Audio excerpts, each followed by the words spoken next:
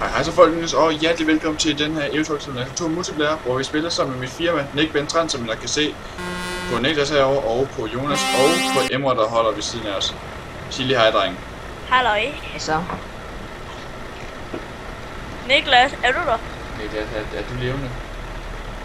Ja, jeg ved ham om øjeblikket, skæft, for han snakker lidt for meget. Nå, ja. I dag skal vi trille en tur fra Frankfurt. Vi skal trille en tur fra Frankfurt til Osnabrück. Så det synes jeg, vi skal gå i gang med. Det er en konvoj ved firmaet, og vi kunne ikke være fuldtallige, fordi vores to andre chauffører, de kunne ikke få en fragt, og den anden kunne ikke komme i kontakt med. Så jeg synes bare, vi skal trille, og I er hjertelig velkommen til at ansøge. Vi er 5 chauffører i firmaet indtil videre, så I må gerne ansøge. Og jeg skal nok køre for os, fordi det er mig, der filmer, selvfølgelig. Altid. Og jeg kører bag Ben. Ja, og Niklas han kommer ikke med, eller hvad? Nej, han kører ikke. Og vi er et realistisk firma, det elsker. Ja, jeg skulle fandme dig, der er realistisk firma, ikke altså. Hvorfor fanden kører jeg ind med vinduesvisker, når det regner? Nå. Ja. Hvorfor ikke? Og jeg kører med G27, som I nok kan høre, men og jeg kører med controller. Okay, hvor kører jeg bare mega lækkert, mand. Jeg kører fucking dårligt lige nu, fordi jeg kører med controller. Jeg har ikke kørt med det så meget. Emre, kommer du eller hvad? Du er lidt langt bagud. Det er fordi, han er meget tung lastet, tror jeg. Ej, han kører godt ham der. Nej, hvor kører han godt nok godt. Ej, det var det helt utroligt så godt, han kunne køre. Det er bare sådan en mini-Volvo der. Ja, mini-Volvo, mini-jern. Nå.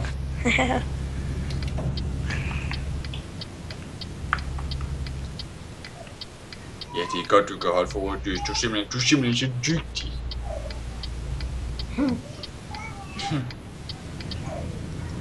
Emre, du skal nok skynde, hvis du skal over. Og så er nogle baggrundsstøj ved nogle af de andre, så er det simpelthen fordi, at deres familie eller et eller andet der er i baggrunden, men det kan godt være lidt svært hos mig. Det bliver I nødt til at lige acceptere lidt, men det håber jeg også godt, I kan lide, fordi I elsker jo Eventyr. Der er mange, der efterspørger det. Og så er Eventyrs Let's Play'en, eller altså den her EP, der er sat op, den har fået meget succes. Så det er helt klart noget, jeg bliver ved med at filme. Jeg kan altid gøre det hver dag, men det kommer op. Hvorfor fanden kører du så langsomt? Det er fordi du ikke kan finde ud af at køre. Ja, Niels han er blevet sur. Han er blevet sur og mopset. Nå, okay. Så må vi bare køre uden ham. Ja, han skulle bare holde. Du behøver sikkert holde kæft mere. Nej, han spiller lidt dumt. Det må I leve lidt med. Jeg kører lige over til jer. Ja, du må godt lige spille lidt op. Nu skal vi også op på de 4 stykker lidt med. Jeg simpelthen lige op og køre på de 80 der, som de andre siger. I min dejlige Volvo her. Det må jo undskylde min, der er lige baggrundsstøj og... Ja, men den er heldigvis ikke så høj ved mig, i hvert fald. Ja, ved dig. Så lægger vi os på de 80 der. Sådan der. Jeg skal lige op på de 80, eller Ben, jeg kører bare lige op til dig, så... Men det er en lille tur, og I er hjertelig velkommen til at ansøge om firmaet hernede, eller skrive en privat besked på YouTube.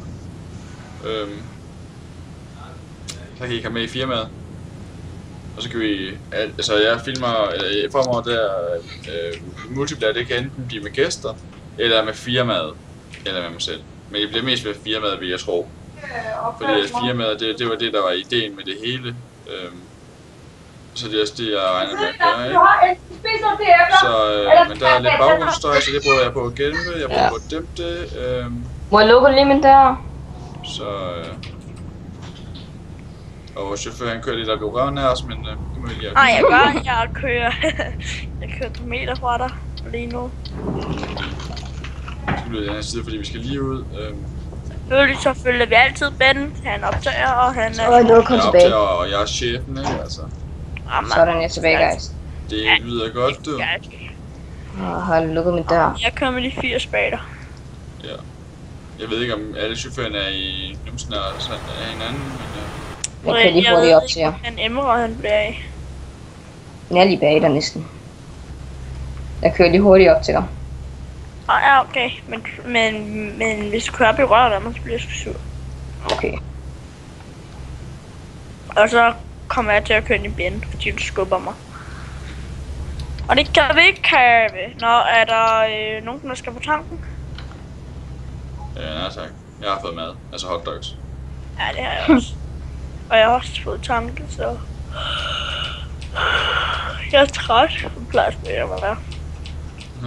Jeg har arbejdet hele dagen. Emre, hvorfor trækker du ikke over i højre vognbane?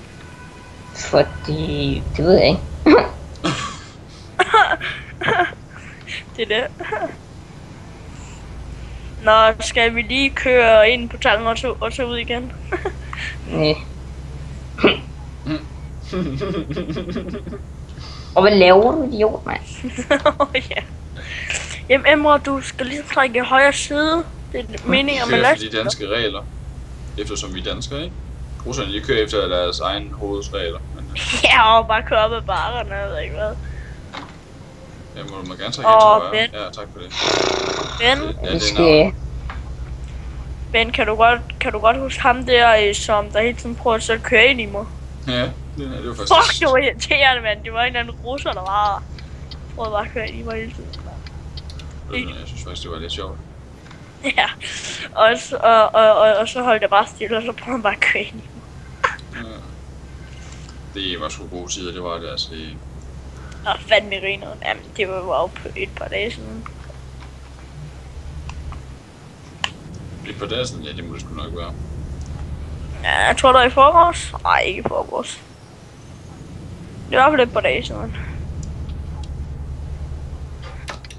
Så skal vi ind til højre, fordi ja, vi kører jo med de danske regler, ikke altså. Og I sidder bare der foran jeres skærme. Nu har jeg hjemme i stuerne, hjemme på værelset og kigger med, at Benjamin her, han ligger og kører noget truck, så det er jo som hans firma, så de, altså, det er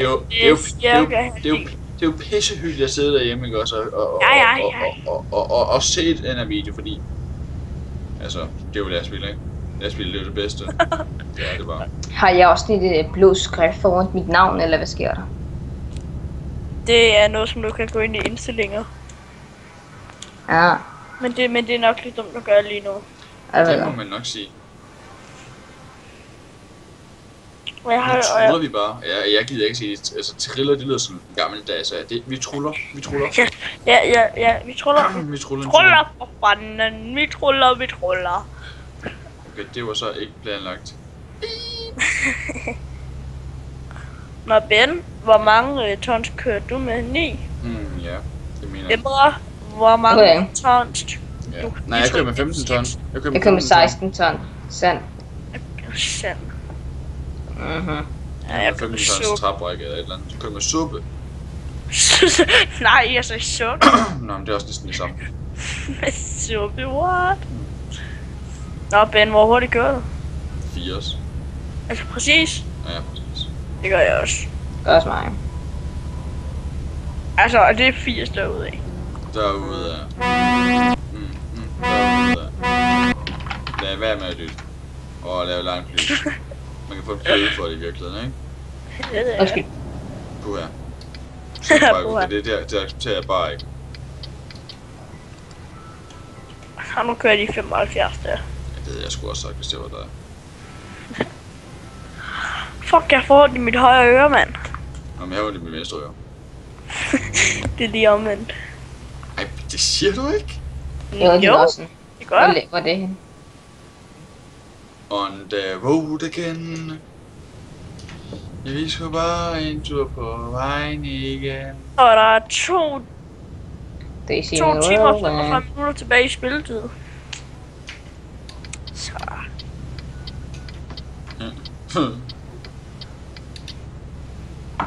Så det er bare derude.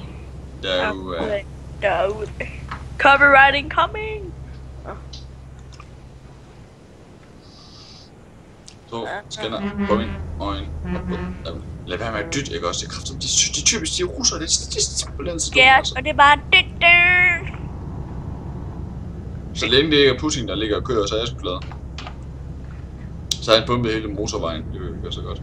Hvor hurtigt kører du, Jonas? Jeg kører 80, nej, jeg kører 79. Ja. Okay. Så du skal nok køre sådan 79 OK. Jeg kører 80, så jeg er ved at komme op og røm på det stykke, kører snart hurtigere. Jamen, det er så din egen. Men samtidig så kan vi også snakke lidt om her i videoen, hvor mange, fordi jeg fik ikke særlig meget respons på den sidste video, jeg lavede, den der blog der, hvor der skrev, hvor mange der boede i Trier, det er flot, Benjamin, i Aarhus af vores subscribers, fordi det der med meetupet, fordi vi skal have fundet ud af, om vi skal tage hele toget helt over til København for at lave det der meetup der, eller om vi skal tage den her i Aarhus, fordi at vi er mest herovre. Vi tager der, hvor vi har flest subscribers selvfølgelig, så derfor er det lidt vigtigt, at det er ikke for sjovt, vi spørger, hvor mange subscriber der er hvor som helst.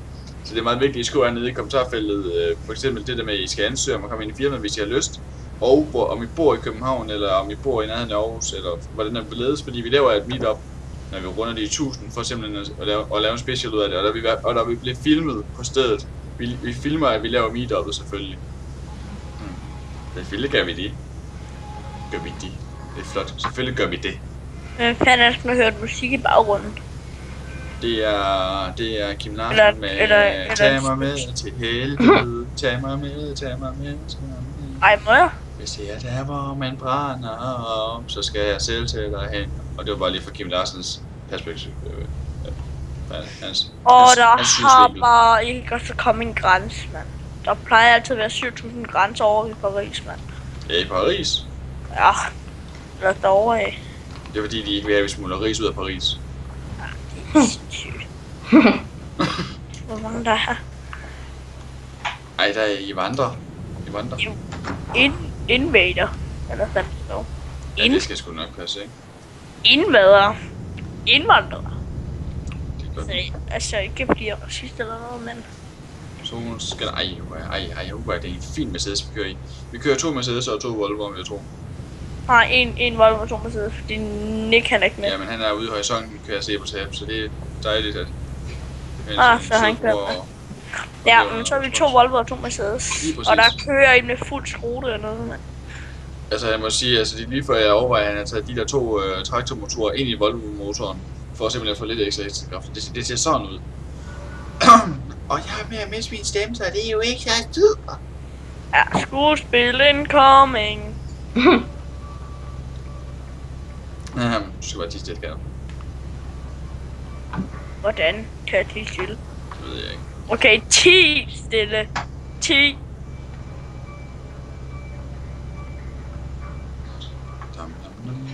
Okay, hvad fanden lavede ham der? Han kørte ned, og så kørte han op igen. Nå, nej. Selvfølgelig gjorde han det, altså. Han var sikkert også polakker. Ja. Det vil sige, at man... Det er polakker. Og jeg skal tanke? Nej, det skal jeg ikke. Hvis du skal, så havde jeg også slagtet dig. Nej, jeg har masser af skide polakker, der bare nogle dytter, mand. Pisse irriterende. Han trykker på sådan en træt, han har i hans lastbil, og så siger den dyt. Jamen, du kører da godt lade du rører, der må godt ikke. Hvis du ikke snart kører Og der er Nick helt bagerst.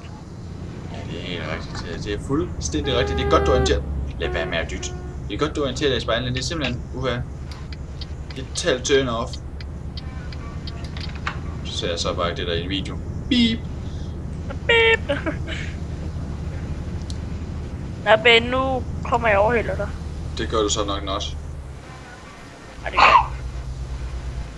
Men jeg kører lige 80 opad der.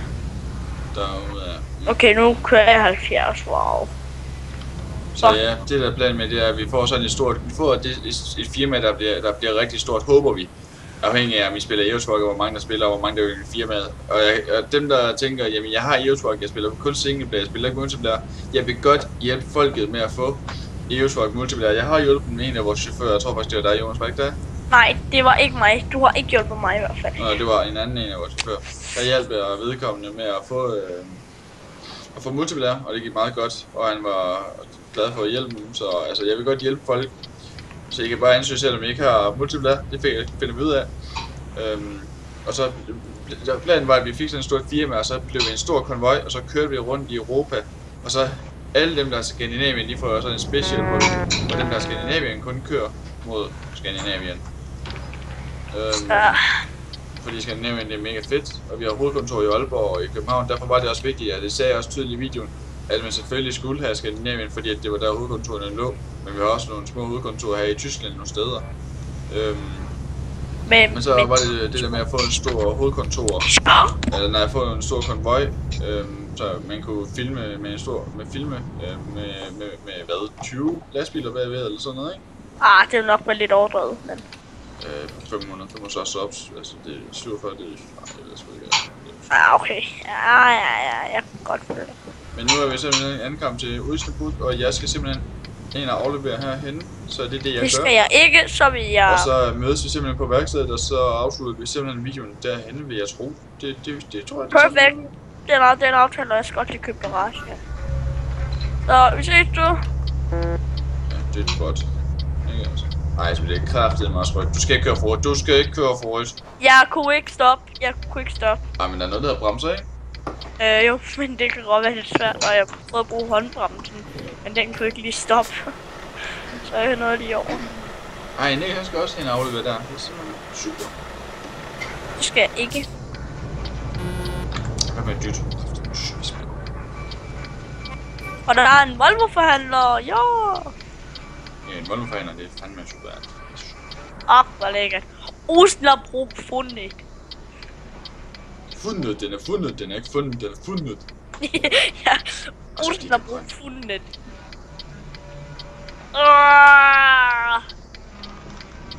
Jeg holder godt. Vi ses, min dejlige chauffør og anden chef. Vi ses, min dejlige chauffør og min anden chef inde på værkstedet, når vi har afleveret, ikke? Nu må ham her idioten godt lige køre. Ja, jamen det er på. Det er sikkert også en polakker. Det skal du tage hensyn til, ikke? De kører rundt med en kartoffel i munden. Oh my god. Jamen jeg ved godt, min humor ikke også ender, altså. Ja, den har bare aldrig på den toppeste skala, mand.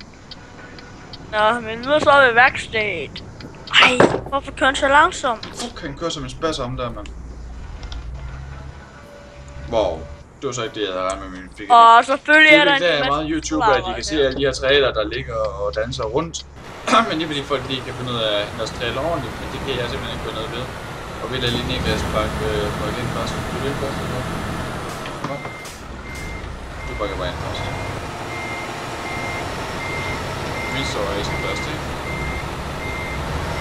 Det er lige sådan min dejlige brødre.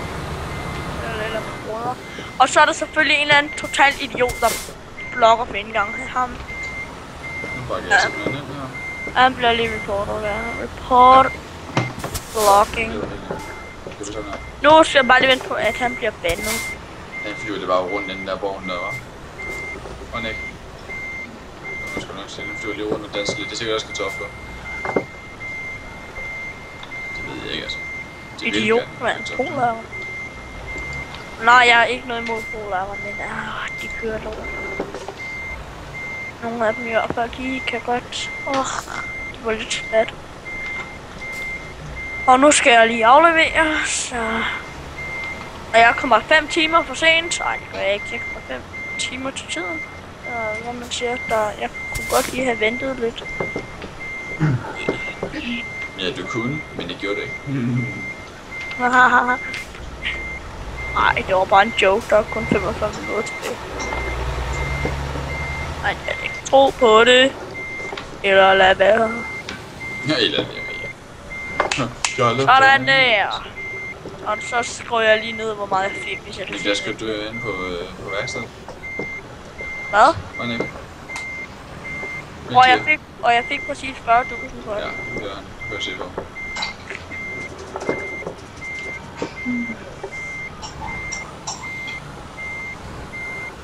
Simpelthen. Mercedes er simpelthen dårligt til at bare dreje, ikke? Selvfølgelig skal jeg give min lastbil skylden, fordi det er slet ikke mig, der styrer rettet. Altså. Hvis den der vogn der bagved den distraherer mig. Amen. Kan de ikke bare flippe den vogn der, ikke? Altså, at de kan sgu det bare...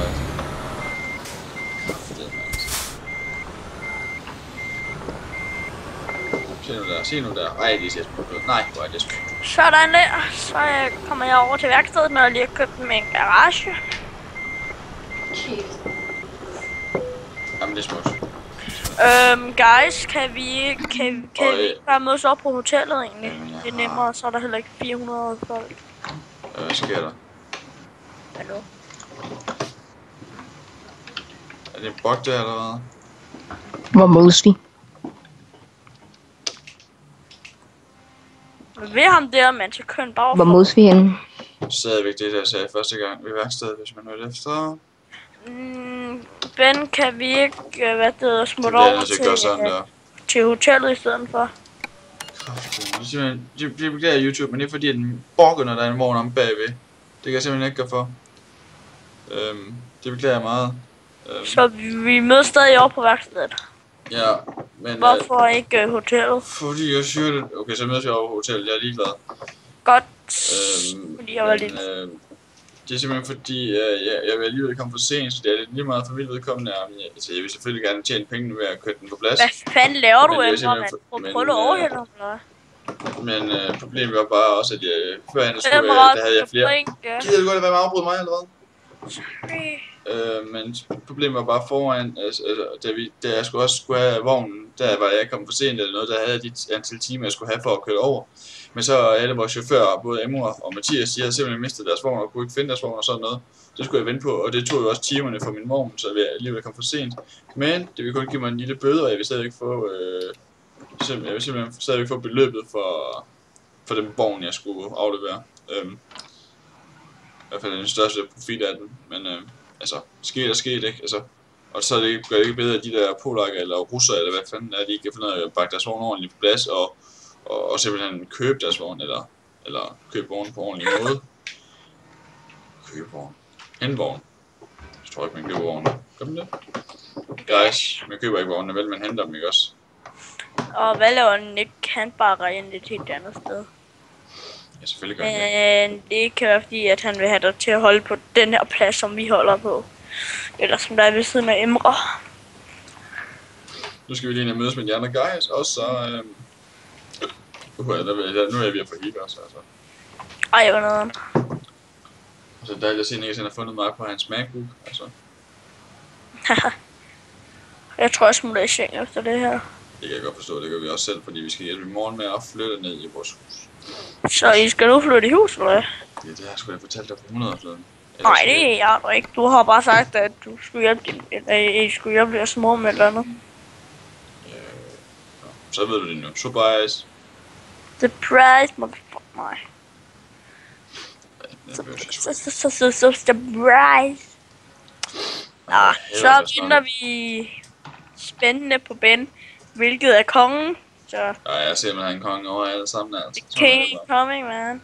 Emre, stop med at dytte. Ja, jeg bruger bare mit dufthorn. Det skal jeg bruge.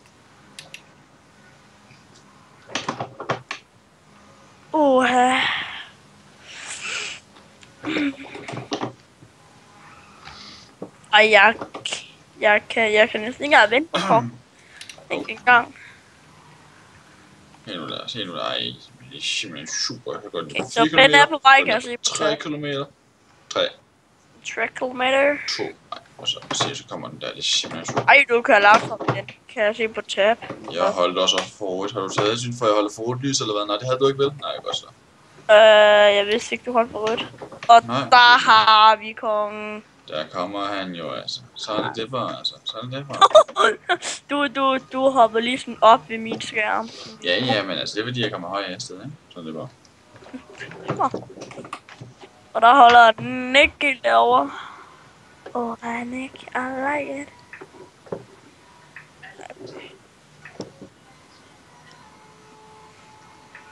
Jeg tager lige rollatorblink på det hele, mand. Nej, det gør du ikke. Okay. Nick, jeg skal ikke til at musik, når jeg skal til at afslutte den her. Det er simpelthen det her. Okay. Så slukker vi lige motoren her, det er drenge. Hvad? Så slukker vi lige motoren, når lyset er helt lortet. Det gælder os. Stop det der. Stop det. Lige nu. Emre. Sådan, nu er Det er ikke mig. Nå. Jonas, det er kraftigt med i. Jeg kom lige til at så hive min lyd ud. Ja. Tak for det. Det synes YouTube sikkert også var dejligt. Nå. Men det er fint. Slukker lige for min rollatorblink. Så vil jeg sige tusind tak, drenge, fordi I gad at give jer tid til at køre sammen med mig, og tage tid til at filme sammen med mig. Det var så lidt. Det var dejligt. Ja. Og så tusind tak til dig, Niklas, også. Så ser jeg også frem til, at vi fremover også skal køre nogle ture sammen, hvis I har lyst til det. Det håber jeg, I har. Tusind tak. Og til jer YouTube, eller til dig, der sidder bag skærmen, jeg håber, at hvis du kunne lide den her, og gerne vil se flere af de her videoer her, så like det. Og hvis du vil have en tur med en konvoj, og vil være sammen med firmaet Multiplayer, så kommenter hernede. Hvis du bor i Aarhus, eller i nærheden af Aarhus, eller hvor du bor hen, så skriver du hernede.